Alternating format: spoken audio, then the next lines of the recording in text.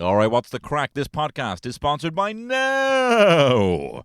You know Now? You've been streaming on Now. I have been, and I've been watching The Last of Us.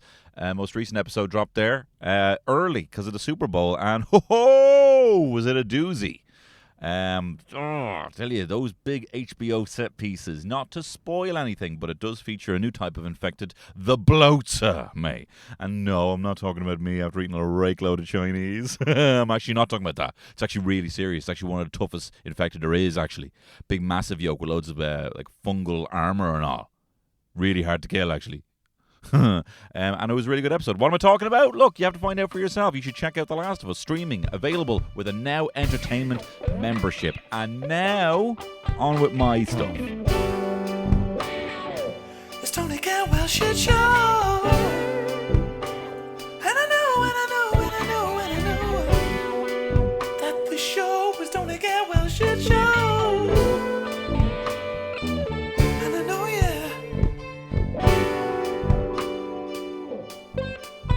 Happy Valentine's Day. Happy Valentine's Day. I love you. I just want you to know it's Valentine's Day, that there actually is someone who's your Valentine. There actually is someone who's in love with you. Here, I know you're alone and we're mates now, but I was trying to let you know there actually is someone who loves you this Valentine's Day. And it's me. It's actually you're the one person I can't tell who my Valentine is. That's the thing, though. I've sent this text 5 times in my life. That's the thing, though. I can't. You're the one person I can't tell who I'm in love with. Little forlorn boy. You little forlorn little wagon. You goddamn little wagons. You little, look, I know we're mates, right? And I know I was giving you advice about who to kiss at the girl talk, but it's been eating me up inside. Because I'm in love with someone, alright? And you're the one person I can't tell who that is. Cryptic language, you know? Should have just been like, hey, look, baby doll, sugar cakes, right? I know we're mates. I want to take it to the next level with kissings involved and holding hands. You're a hot young thing. I'm a young little dampy. I got a little V. I got cum gutters coming out the wazoo, right? I'm a hot little specimen of a yolk. I got a nice little pink butt, all right? Yes, I am a virgin, but that means that no one else has had their hands on me. I want you to be the first. I want you to be the lucky one. That's what I should have said. Rather than, I'm in love with someone. Oh, who? I can't tell you who it is. Anyway, does it make sense to anyone? Happy Valentine's Day. I mean, when you talk about frigets, like, God, I wish I'd just been like, you know, just kissing. Just been like, hey, yeah, I'll want a little kiss, you know? I mean, I've been on so many platonic Valentine's dates in a kind of ironic way, you know? Let me tell you the thing about irony. You end up being a frigid. if you live, we're actually going on kind of an ironic date. Oh my God, you know? There's friend zone. There's gay best friend, but you're not actually gay, right? No, this is the tier, right, of... Let me tell you about the friend zone, right? Sorry if you can hear a bus beside me. It's because I'm in my fucking car again. Let me tell you about the friend zone. There's tiers to this thing. There's I call it the 3 tiers of reluctant platonic relationships, right? And the lowest rung, all right, is the friend zone. Now, I don't like the term the friend zone, okay? Because the friend zone usually is like you get friend zoned, as in a verb, by a girl, right? Or by a guy, depending on whatever you're looking for, right? But in my situation, it would have been a girl, and like everyone has a big laugh about it. People are like, oh my God, this guy got friend zoned. You see it on the internet. This is what happens when you get nuclear friend zoned, right? But the onus has been put on the person, the girl. The onus is on the girl to friend zone a guy, and that's not fair. This girl just entered a friendship with a guy. You know, they just hang out, they text, they eat popcorn, they watch the OC, right? That was on the level. But what this girl doesn't know is this guy is actually a liar because he wants something else. This guy is actually a double agent. This guy's Billy Costigan from The Departed, okay? And he's looking to get nice and cozy with Frank Costello, you know? Jack Nicholson. And Billy Costigan wants to ride Jack Nicholson. Is that... I've lost this analogy, but the point is, the friend zone is a thing that guys use to put a responsibility on a girl whose fault it is not. And this is what happens. This is the amount of pressure that happens. Then all of a sudden there's a friendship, right? Friendship, guy and a girl. And then all of a sudden the guy is like, yeah, I want to take this to the next level. What will that entail? Well, it'll entail you not seeing any other fellas. Oh, shit, okay. It'll entail you kissing me exclusively. It would entail you carrying a lot of my fucking baggage. My emotional shit. So that's the option. Do you want that? Yes or no? And that's an option. It's like a cup of tea. I've mentioned this before on the pod. It should just be like a cup of tea. She'd be like, do you want that? No, I'm good. You should just be like, nah, I'm actually all right for that. Do I want to radically change our friendship completely from the ground up and lose essentially everything that we have and put a lot more emotional baggage on that and a lot more headspace and weave you intrinsically into my heart? No, I'm good. But that's not to say that I don't want to continue what we have, but what you would hear, what you would hear is that you are scum. You are subhuman scum, There's a lot of illusions happen when you're a kid. So that's the lower rung, right, is friend zone. But I don't like using the term friend zone because, the friend zone really is, let's call it double agenting, right? Let's call it departing, right?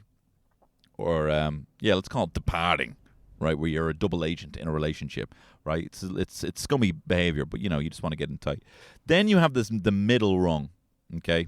The second tier of this is kind of being the straight / gay best friend, I mean, that's a dated term now as well, but the kind of like, this is so unromantic that I'm going to now be involved in your romantic decisions with other guys, right? That's the second rung of unwanted platonic relationships with someone you fancy, right? Now I'm kind of helping you, I am so unsexual in this relationship that I am going to give over completely and assist you in your sexual endeavors with other lads, right? That's the second tier. Straight gay best friend, right? And then the top tier is going on an ironic date with a girl that you wanted it to be a real thing, That's the top tier of pathetic, reluctant platonic relationships with someone you fancy. The tippity top tier is, this is kind of an ironic here. Do you mind if I kiss you, like, ironically? But, sometimes you just got to use the tools that you have at your disposal. And, if you're a bit of crack, sometimes that's what you use to get as close as you possibly can to a romantic relationship, Oh my God, I'm so glad I'm not 15 anymore. But that's Valentine's. I don't know what I'm going to do for Valentine's. I'm going to be busy. I'm going to be at the live Moulin Rouge screening tonight, chatting over Moulin Rouge, which is going to be a tough movie to chat over, but it's going to be a lot of fun. That's what we're doing tonight for Valentine's. So I'm not really doing that with Terry. I don't know if I'm going to be able to write her some erotic fiction this year, as I do some years, I think for it'll be a miracle if I even remember to brush my teeth, really, with the amount of shit that's going on these days. I tell you, it's become, since having kids, it's become a lot less E.L. James in our house. She wrote 50 Shades of Grey. It's become a lot less E.L. James and a lot more R.L. Stein. Because instead of bloody getting the ride all the time, just poop everywhere. Shit and poo, like I presume is in a Goosebumps. I've not read Goosebumps. I've not read the Goosebumps books, but I presume it's all piss and whatever, the most horrible shit. If the spine chilling covers are anything to do or anything to go by, then I'd say the contents of Goosebumps is probably the most disgusting, insane, terrifying piece of fiction. Who am I? Who am I right now? I don't even know who I am. Am I doing a bit? Am I me right now? Night of the Living Dummy. There's one. There was one of them. Say Cheese and Die was another. I didn't read any of them. I don't read. So anyway, I didn't write my wife an erotic story. But if I did, I would have based it in space. She'd be a hot xenomorph with another Terry in her mouth. She opens her mouth. And then another Terry comes out of her mouth. And, we get up to all sorts, probably. I'd be Ripley, a woman, just to change things up a bit. Whatever. Look, I'm moving on. And I watched the Late Late Valentines special, you'd be glad to know, for someone who... I talk about Late Late quite a lot. And I tell you, I was very jealous. I was very jealous I wasn't on the Late Late because my two very good friends, Kerry Katona... Kerry Katona and one of the members of Five were on it. No, Alison Spittle and Justine Stafford were on. They were fucking gas. They were brilliant. When they actually get comedians on there, it's a very funny show. I'll talk about them in a second. But I was very like, oh, I want to be on the Late Late. I want to be on the Late Late. And I'm slagging it like every week. I'm on the podcast slagging every week. This is what I did beforehand when I wanted to play sports, I think. And I'd slag all the people that played sports. I just wanted to, but whatever. I'm not jealous. I'm moving on. Anyway, so I was watching it anyway. So it was Late Late Valentine special where they got all the audience are single, right? And I have to say, though, dare I say it, the wettest audience I've ever, and I mean that in the most complimentary way. They were gorgeous. I have to say, you were absolutely damp and soaking on it lately. I thought you were stunning. I thought all the audience members were. It was like they climbed out of the 40-foot. They were soaking wet. They were gorgeous. They were stunning. They were very good looking members of the audience. And if that makes me a weirdo, because one of them was like a teenager and whatever. I mean, it doesn't. They probably weren't. They were probably all old. And they were liquored up. They were. You could see the red wine on their teeth. Well, you couldn't actually. They were fair. I mean, they were drunk because they do get them fairly liquored up. I remember being at a late taping and doing a really funny bit where it was an open bar and free drink or whatever, and I was sitting at the bar. And I said to the bartender, there was a couple of ladies down the end of the bar, and this is again one of my ironic chat-up lines, but I said, look, get a couple of glasses of wine for the ladies there, tell them that they're from me, and it was like a free bar. And so I sent to them, and then they they got the glasses, and they were like, oh, thanks very much, and I kind of raised the glass, being, cheers ladies, which I thought was funny. They found it funny. And then as soon as they found it funny, I think I probably ran to the bathroom, cried or something. You know what I mean? Rather than just hop on the volley of, oh, that was really cool or charming or funny at least, and then the volley would be like, hi, how's it going? My name's Tony. I'd be more of like, do the charming thing, and then the volley is me running to the jacks to cry. But anyway, Ryan Tuberty comes out, sings a stripped back version of You're Just Too Good to Be True, and two dancers are dancing. And they're nice, whatever, they're fine. There's dancers. I don't like dancing, really. I think because I'm so good at it, I just kind of don't respect it as an art. But they're dancing and they look nice. And then he's singing You're Just Too Good to Be True, as you know, is made famous by the gay Jaws joke. You know, the what song this is a joke I heard in the schoolyard when I was like 7. What song does gay Jaws sing? You know, dun dun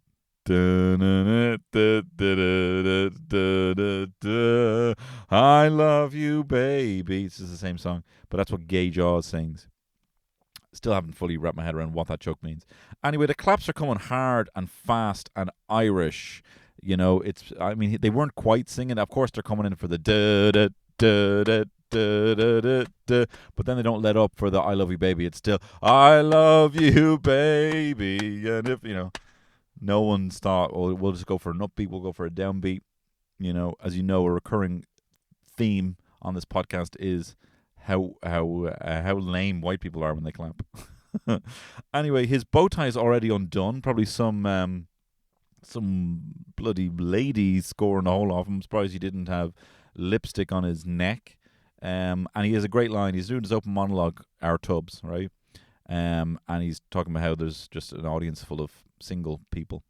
And he says there's a smell of want. There's a pure smell of want. The smell of pure want. And I thought that is the fucking coolest, funniest double. That sounds so much dirtier. The smell of pure want. And I started going for her want. You know, it was a good bit. But then you get into the whole routine, the opening monologue, full of rom-com puns. You know, it was. I don't remember any of them. He says that most of 5 are performing, aka 3. But of course, here in Ireland, you'd just be called Tree. So you may as well just call yourself fucking Oak. If you're 3 members of 5 performing in Ireland, you may as well just call yourself Oak Tree, because we don't know how to say your name if it was 3, which it isn't. You're still 5. But 3 of the members of 5 were playing. And I turned to my wife and I said, look, I don't care how many, but Jay better be there. So watch this space to see if Jay showed up. He said Tubbs says he's going to be crowning Ireland's most loved up couple, which we find we meet them later on. Lovely bunch of old dears later on, and then we get into the kind of blind date part of the. Even though this is not a blind date, this person can see all the people and is very rude to all the people who are sitting there in front of her. Aoife Dines, who's 30 from Drogheda, not the accent that I'm doing. She works in IT. She says she wants a real man, and the ladies know what's up. The ladies go fucking mental at this. And I don't know where I would fit in this, scale of what a real man is. I imagine very low. She says she wants someone tall, dark, and plays GAA. So handsome, not important. Normally it's tall, dark, and handsome. The lad she ends up with is none of them. But, he doesn't play GAA. I just found that funny, I want him tall, dark, and plays GAA. That is more important than handsome. Which, good for you. I'm not into that particular game. If we were looking at articulate, maybe we could talk. Her niece and her nieces put a sign up in the post office looking for a fella for her, which would not be the cream of the crop, really, for me. It's mad how I'm not having a go at anyone who goes to the post office. No, I'm not going to have a go at anyone that goes in the post office, but it wouldn't be the cream of the crop for me. She put up this is what the sign read. It said, "Husband wanted for Auntie Aoife. She is pretty and crazy."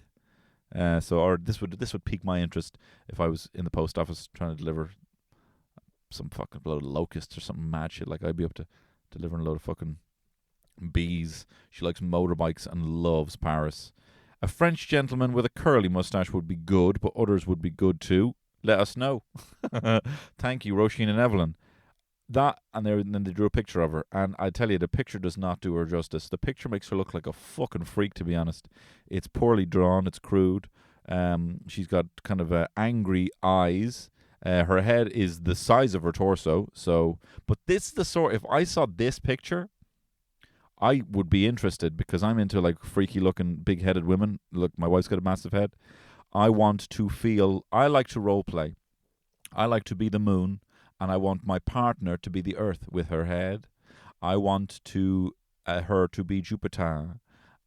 And I want to be like a little Neptune or whatever. Or ideally, she's the sun. And me and a bunch of lads are running around her in a big circle, like the solar system. Maybe if I do get into cuckolding my wife, I will play a solar system role play. But not today. So the picture doesn't do her justice, because her head is actually quite small. So it's a shame. I'd love to bring out this big-headed woman, this cartoon that they drew. Anyway, Justine Stafford comes out. She looks great. And she is coming out with, I have to say it, some of the dirtiest, filthiest, and funniest jokes I've heard in Late in a long time. She goes, because she goes, 2 vases of flowers, and she goes, I've always found batteries are a better Valentine's gift, because so that if things don't go your way, you can have your own late toy show. She's talking about a dildo. It's incredible. I love it. Anyway, Colin comes out. He's from County Laois. He's a sportsman. He's a keeper of his own. Don't know why I wrote that. Does that mean he's a goalkeeper? He's the youngest of 7. Seven sons for 7 sons. Means he's magic. I don't know if he's 7 sons. He's looking for an outgoing woman, which is a great description. I'm looking for an outgoing woman.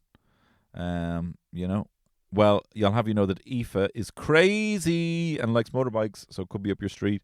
Habib from Laois comes out. He's a stunning man, and I'm not saying that just because I think black people are more attractive than white people. He's got an amazing skin, and he's got a very classically handsome face. He was a United fan. He makes gym YouTube videos, And you can see it because he's got a muscle fit tee on. And he's hot. I mean, he's tall, dark. So far. He doesn't play GAA. He's looking for a best friend and a partner. An ideal mini date is mini golf. I had to run very quickly to the kitchen to fetch a glass because I was turning into a puddle of water. I had to get into the glass because he was so hot. He's a stunning guy. Then you have Sean from Sligo. He's a guard from Monaghan. He was an escort. And then Justine paused in the Rose of Tralee, which I really enjoyed. He likes sport and travel. And then Justine said he's looking for someone to use his handcuffs on. Whoa, holy shit. He's looking to bust a perp. And I'm not talking about him wanking. I'm talking about him arresting you. She thinks he's too old, Sean. Ryan says, we need more. So he brings out Liam from Armagh. And Liam has a very weak wave. Do you ever blow a straw into your Coke at the top? Not making bubbles, but at the top. And it makes kind of like a weak little crest of a wave. His wave was weaker than that. Weaker than a child blowing into a drink. And he's getting blasted with the RTE have a thing that they seem to have this backstage light that you just blast people with and then get them on camera, and it's so powerful and cold and blue that everyone looks like fucking Jeffrey Dahmer on backstage, and people's teeth glisten. And it's nothing on them, nothing wrong with anyone, everyone's great, but they need to do something about that. They need to have a more flattering lighting situation. There's people coming from America. I would say if I was going to America, if I was coming from America, if I was Beyonce, I'd be not unless you replace it with a $60,000 new lighting rig, because you're gonna make me look like dog shit up there. Not to say that he looked like dog shit, but you know what I mean. This is everything is supposed to be in the favor of the. This is not whatever. Moving on. He hasn't. So he says he's back from Australia and he's eager to go back down under. What? Did she even say that shit? She did. And I was laughing my ass off. I was slapping my thighs. Not like a creep, but in a way where I was funny. And she says he hasn't taken a hot shower in 6 months. I'm assuming he's been on the cold. Unless he's, I don't know, like a cat has been licking himself around. And he wants a friend and a lover. And not necessarily in that order. No, that's a bit I threw in at the end. He didn't say that. She has the option to send one of them home, and she sends Colin home. Colin from County Laois, the sportsman, the youngest of 7, is being sent home. The guy looking for an outgoing woman. Well, I'm looking for you to go out.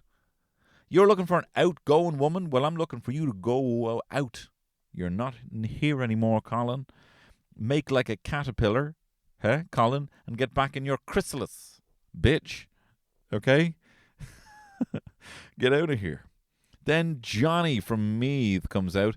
He's a sheep farmer looking to get more than his wellies wet, said Justine. Couldn't believe it. And he steals a rose from Justine's vase to give, which becomes a recurring bit.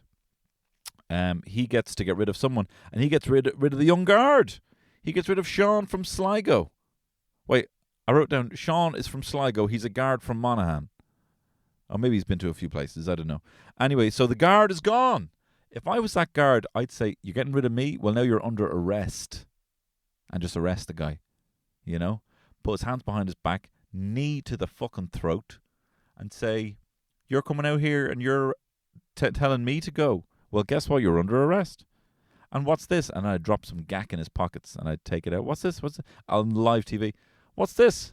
Bit of schnockta, is it? Going to the winter wonderland, is it? Huh? And call you, hey, I didn't realize this nose, and I'd start pulling on his nose, was a carrot. Because you must be the snowman with all this gack in your pockets. And he'd be like, stop pulling my nose. Well, you're under arrest anyway. And then Tubbs would be like, I'm so proud of you coming out here and arresting a criminal. Isn't it just amazing, ladies and gentlemen? Everyone's like, yeah. Anyway, she gets rid of him. Then Rafe from France, or Raf, comes out. He says, I've been in Ireland for 18 months. And he grabs all the flowers, les fleurs. I'm going to have, this guy, this wagon over here, he grabs une fleur. I'm going to grab all the fleurs and bring him over. So then he gives all the fleurs. He's the second sexiest after Habib. Anyway, Justine tries to send Johnny home, and Aoife says, Ish don't think so, sends Habib home. I couldn't believe it.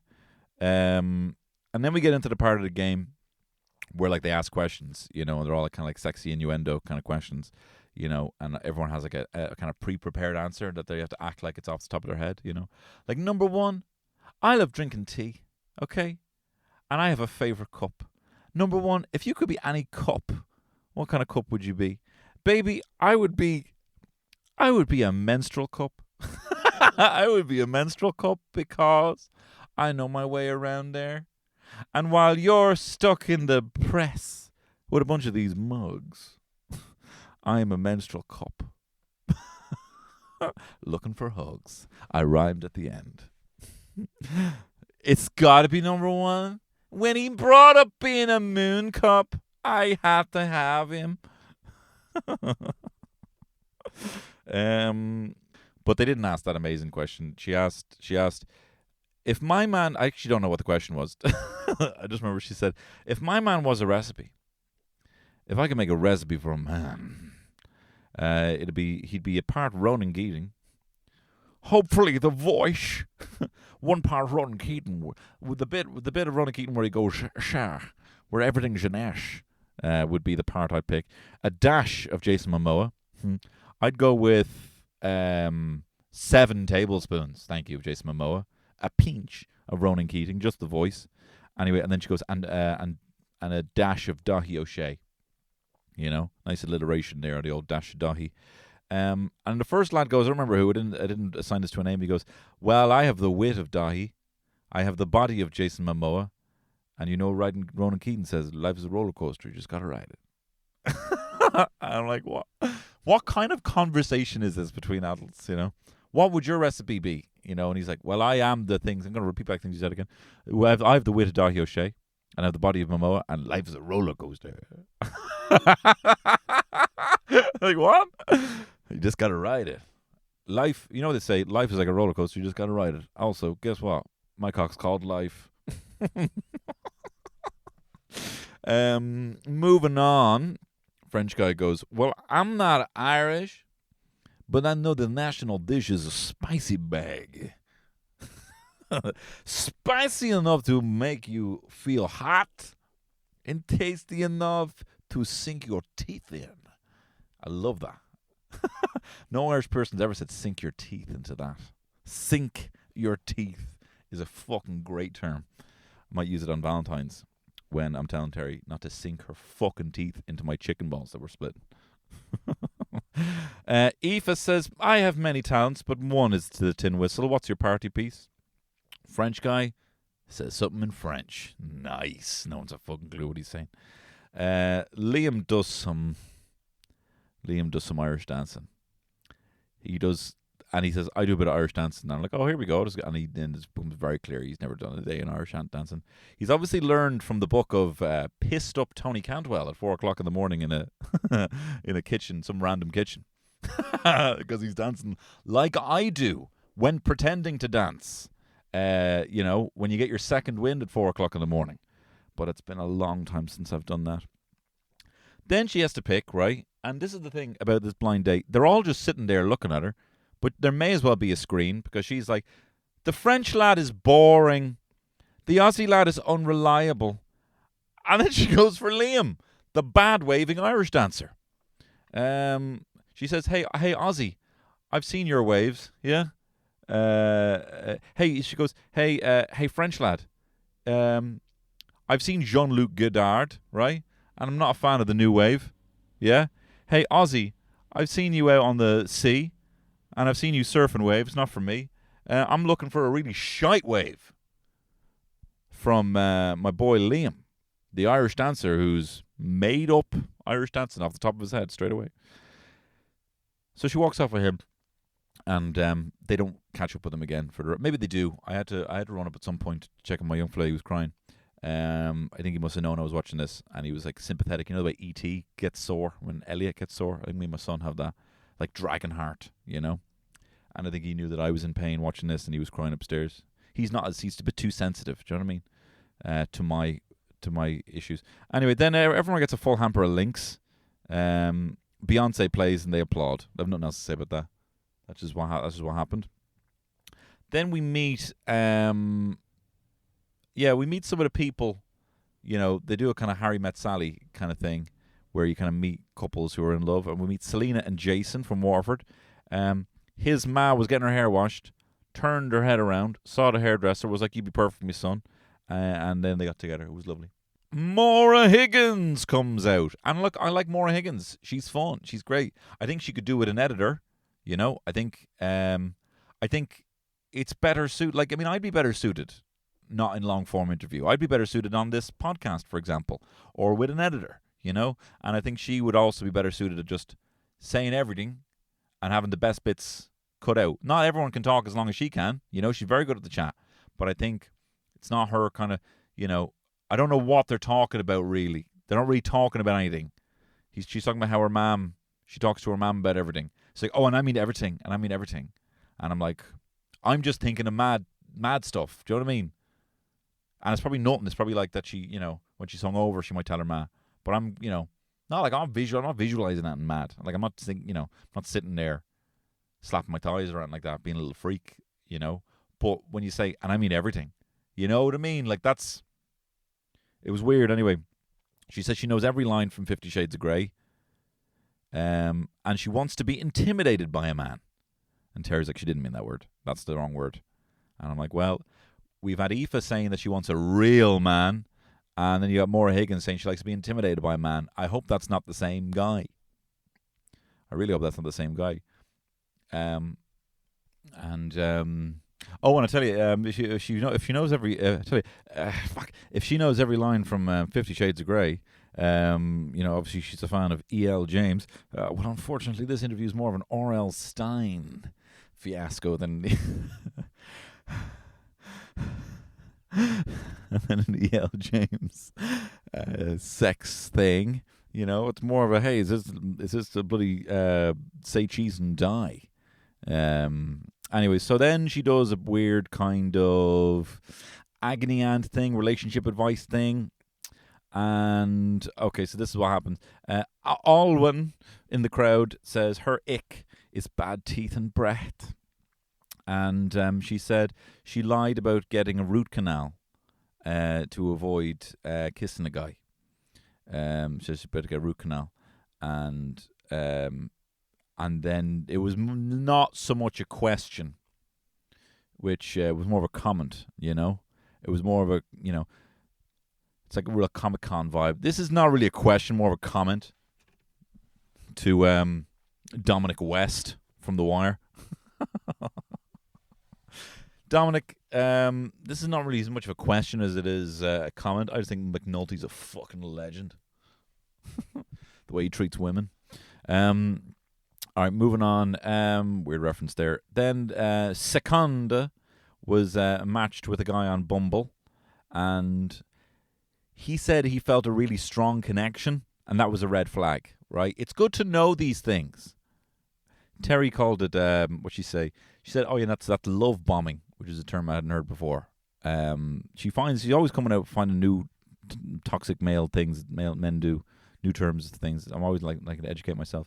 But she was like, she seemed to be very critical of this love bombing. And I'm like, Terry, if you're not a fan of love, you know, you can call you fucking Hiroshima love, because that's what I did to you with the love bombing. You know?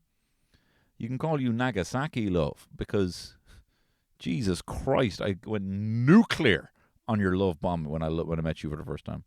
You know what I mean? Anyway, again, these are not really comments. No, actually, sorry, it was a question, because she goes, what would be another red flag for you? She said, what would be, this would be it was very succinct. Seconda came prepared, okay? The rest of the crew, oh my God, it was like a voice note. People were acting like this was a fucking voice note. This isn't national TV. Some people need to rein, and I'm a man who can bullshit for Ireland, man. But Seconda, she goes, What would be another red flag? And Maura says if someone's rude to a waiter, and someone was once rude to a child on a date that she was on, maybe it was even a child waiter, you know, maybe it was even a child waiter in a tapas restaurant, and her date said two instead of usted. Any of my Span fans getting that one? Did you get that one? Next we have Ross, who was heckling, says Tubbs. He says he met a lovely fella at Pride, became good friends with him, kissed him, right? Then the friendship was great, and he didn't want to ruin anything and tell him that he loved him, right? Even though they'd kissed. This is very confusing now. I wouldn't know what to make of this, right? Because they kissed, but then just became friends. And he's like, how do you tell someone that, right? And Maura's like, well, you just have to be honest, she says. You have to be honest. Can I tell you where people like to give that advice a lot? Just be honest. Look, just be yourself. Be yourself and be honest as bits of advice when people are really looking for advice. Do you know where that belongs? Do you know your fucking bin? Do you know your bin? Do you know that bit of rubbish that you have in your bin but not in the sack? You know, every time you take out the black sack from your bin and you look down, you're like, oh, fuck, that bit of plastic still in there. I should really just take that out and put that in the black sack sometime. You know? You know that receipt that is now starting to smell of fish? A receipt that's starting to smell of fish because it's been in there for so long. That is where the advice, of be yourself and be honest belongs. Under the fucking bin. Right? Underneath the bin. That's where that belongs. Anyway, it's a very confusing thing for this poor fella because he's also saying that that they kissed and everything, and then he was also helping him with romantic advice for his friend. So he really was both the departed and the gay best friend, but also had been romantically linked, a literal gay best friend, and had also been romantically linked with this person. That's confusing. It's confusing the fact that they were kissing and then became friends again. That I find that confusing because you know what? If you kiss me, you're getting love bombed. That's what's happening, right? You kissing me would be like you flying your kamikaze ships into my Pearl Harbor. Because now guess what? You've woke a sleeping beast and I got the A-bomb. Right? I'm coming for you. This all feels really bad, like in poor taste. Then we got Holly, who was talking to a guy back and forth. And her issue was that they were getting on brand new and getting on well. And then he brought her on their first date to McDonald's drive-thru. Nice, a driving man. Ding, ding, ding, ding, ding. Lightning McQueen, this guy. And then I think she had to pay for it. I think that's what she said. I got distracted by something, but I think that's what the story was. So yeah, he brought her to McDonald's and she had to pay for it in his car. Now, Holly, are you sure you did not go on a date? Oh, with a little boy. Are you sure this was not just a little boy in a stolen car? Hello, will you bring me to McDonald's, please? I want to get a Happy Meal because they have the new Super Mario toys in there. Will you bring me to McDonald's, please? I will give you a big kiss if you bring me to McDonald's, please. They have the new Yoshi Mario Kart. Do you want to hear my Yoshi impression? That's when... And do you know Mario actually hits him? Do you know Mario actually hits him in the head? That's why he eats everything. Because Mario hits him in the back of the head. Have you seen that? Anyway, then out comes almost all of 5, which is what Tubbs keeps calling them. The members of 5, but he is almost all. I mean, 4 would be almost all of 5. 3 is marginally more than half of 5. And to be fair, the loss of J from 5 kind of feels like you're missing 2 members. They should have been called 6, to be honest, because J makes up for so many of them. And Jay's not here. There's no Jay. Get one of these guys an isotoner glove because there's no Jay Simpsons. Does that make sense? And it's fine. They're dancing around. They're having a good time. But I'll tell you, Marty Pello last year singing like some of the Wet, Wet, Wet songs, Good Night Girl, Love Is All Around. He was singing that. He was in a place then of obviously, coming back round. Some people do it, like Rick Astley's in that kind of vibe right now. Spent the 90s, the noughties, trying to do something different. Wasn't working for him. He's come back as a kind of, not retro, what would be the thing, throwback kind of act, and is so delighted with the reach that social media can kind of give you these days. He's got a new lease on life. He's just delighted to go out and sing the songs he loves to sing. People have that. They go off and they go big in the 20s. They go off in their 30s and 40s trying to do something different. It doesn't quite work out. Come back in their 50s and they're like, do you know what? I'm fucking just delighted to be back here. You know, in a kind of weird Stockholm Syndrome, dead behind the eyes kind of way. But still, Marty Pello had that last year. 5 seemed to still be in the kind of like in the middle of figuring that out, is the vibe I got from the act, you know. But it was good to see some of the members of 5 again. But it was a tough watch. I tell you, you can call them. You should instead of call them almost all the 5. You should call them bloody the Apple Ultra Marathon, because it's a tough watch. Anyway, and as well, one of them kept saying, Island, let's do it, keep on moving, Ireland, keep on moving, Ireland. Anyway, then back to the thing. Then everyone's going to move seats now. This is the whole thing, Tubbs. And I couldn't believe this was on live TV. I couldn't fucking believe that they took a moment of live TV for this to happen. But Tubbs goes, okay, so you all came here with your friends, but you are all single. Now sit in the seat that has been allocated. Sit in the seat. There's like 150 people there. Sit now in the seat that you were allocated at the start, right? So now every single person has to move and find a seat.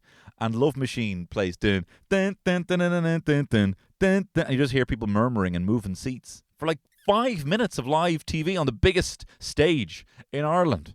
And even when they come back from the ad break, people are still talking and moving. Because of course it's going to, like, you're having to move loads of people out of the aisle, every single person moving to a different part. No one knows where to go to their seat. How about get the audience out at the ad break, everyone out, and ferry them back in one by one? I couldn't believe this is a logistics thing, that they would just do this while it's playing. It's taken ages. Then we go to one of the couples again that they show in the kind of like Harry Met Sally kind of vibe, where they kind of interview a couple. And it's Dean and Bonga.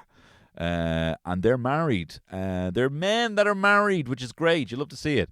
And they show pictures of their wedding, and it was a mix of Irish and Zulu heritage. And then this is what you want to see. Getting the old fucking seal of approval off his ma. Bonga's ma gives Dean a little Zulu hat, and Dean's wearing a fucking Zulu hat. White guy in Ireland marrying his fella wearing a Zulu hat. Love it. So I was loving that. Nothing to slag about that. Comes back from the ad break. The audience still chatting away. They need to put some fucking reins on these people, Ryan. And then Ryan goes into the audience, starts chatting to people. He chats to Martin and Iholanya.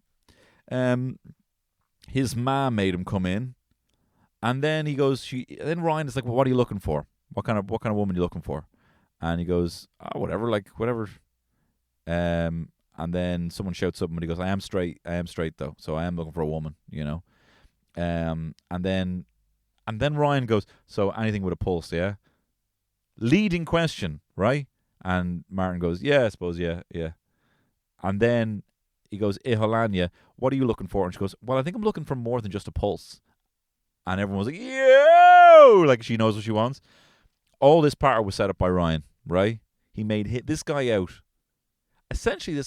to be one thing shy of a cadaver shagger. You know what I mean? One rung up from a cadaver shagger. So anything that's not dead, is that what you're saying, Martin? So if we were to go to Glasnevin Cemetery, you wouldn't be trying to get into the fucking graves, would you? No, because you want something with a pulse. He didn't even say what fucking species, right? He didn't even say mammal.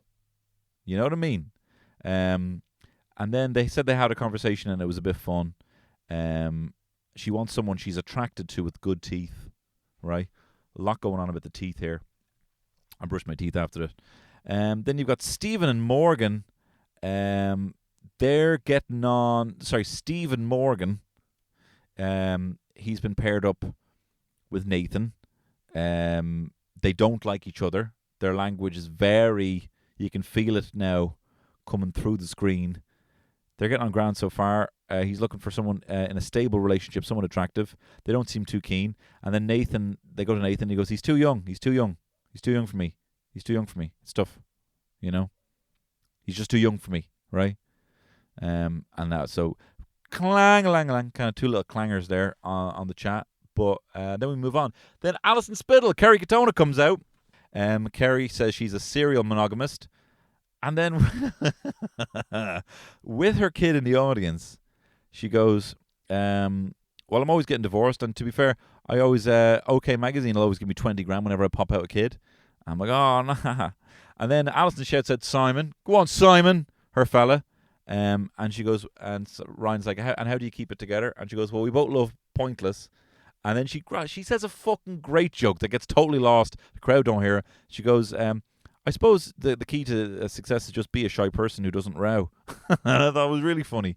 Kerry starts talking about her OnlyFans account, which I didn't realise was there. Might have to open up a new Revolut card for that one. Kind of a disposable Revolut card for that one. But then she goes like, it's been dirty enough. Like, she's like, well, actors masturbate on screen in a movie. What's the difference between me and them getting our kit off? I'm just doing it for me. And it keeps cutting back to her daughter, and she's like, in there. Then people are telling their kind of cringy relationship stories, and this girl says that she went on a date. I thought this was very funny. I thought this was the funniest one. She says she went on a date with a guy, went back to his room, and he had a load of LED lights all over the place, like LEDs, and they were blue and yellow in solidarity with Ukraine. She's like, as if the people of Ukraine, that's really sweet, but as if the people in Ukraine are going to see this. And then he got shy, changed it to red, and put on a season 2, episode 5. And I love the way she said that. Season 2, episode 5 of Peaky Blinders, even though I told him I'd never seen any episode of Peaky Blinders. It was very funny. Dervla met a guy called John. Oh, God, sorry. This was an incredibly boring story about a brownie. This probably killed the show, this story. And I don't... and I'm sorry, Dervla. This story went on for so long that it definitely ate into time that was allocated for other segments of the show. It went on, and it had no point. It went no point. I can't even remember it. It was something to do with... There was another guy she knew, and there was a brownie, and she had some brownie on her face. But, oh, my God. I think, the way they use, I think they use, like, One Direction. They blare, like, One Direction at terrorists in Guantanamo Bay. I think they should get Dervla to tell the John story there. Anyway, next girl. This girl went on a date, and the guy was like, do you mind if we go to Tesco first? And then she went to Tesco with him. He did his whole shop. She was fairly mortified. And then he was like, will you help me pack the bags? and then he brought the shopping home, and all his flatmates were there, and she was mortified. Right? Now, I know I've talked on this podcast before about, like, I don't know what the name of the effect is, but there's a thing where if you get people to do stuff for you, that they like you more. I talked about this thing they did, a study where they had people go into a shop and rate the service experience out of 10, and half the people who went in and shopped normally and then left and bought something, gave it like a 6 or whatever. But the majority of people who went in met someone who was working in the shop, and like they might have been like, oh, hi, sorry, I'll be with you in the till for a second. Would you mind holding this ladder while I just put this thing on the shelf?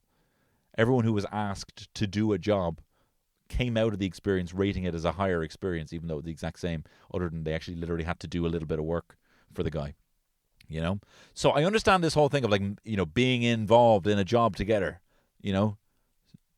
working hard together. I understand that kind of vibe, but bringing someone for a whole fucking shop, bagging it and helping you unbag it in the gaff with the lads in the gaff, that's too far. That's too far. I kept telling Terry how lucky she was, hearing all these horror stories, and she was like, "I'm lucky, am I?" This is while she was breastfeeding the baby and making me a drink at the same time. I was like, yeah, you're fucking lucky you landed a guy like me. Now what's the story with that drink? Then they found Ireland's most loved up couple, Vera and John, married in 1966. They're 82 and 81. They look 60, they look incredible. And Ryan renews their vows and gives them the holiday. And that's nice.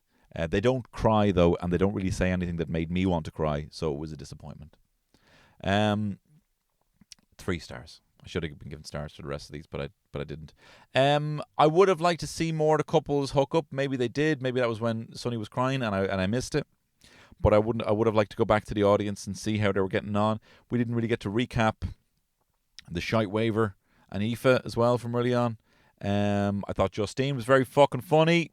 Thought Alison was very funny. But I think her whole thing was right after all the people that have to move seats, and I think people were chatting away and not really focusing. And I think Ryan needs to put a fucking rein on that audience. But look, hopefully this review of the Late Late Valentine special will help you avoid the pitfalls of romance. And remember, if you fancy someone, do not be their best mate. Do not be a departed double agent, right? And don't ironically be giving them a kiss, right? Lead with your heart, and your cock will follow, my good boy. Anyway, look, thanks very much for listening to this pod. Write your partners a piece of erotic fiction if you have one. I love you. And if you want to come see me, you can do so this week, this Friday in Bray. GUTF, live, myself, Shane Daniel Byrne, Justine Stafford, Killian Sunderman, Martin Angolo, Emma Doran, Michael Fry will be there. Michael won't be there this Friday, but he'll be there next Wednesday as well when we do it in Dublin, Liberty Hall Theatre. Tickets are available, link in my bio. In fact, link in the description notes of this podcast. And thanks very much for listening. I like you. I fancy you. Will you be my Valentine? All the best. Bye-bye. It's only get well shit show.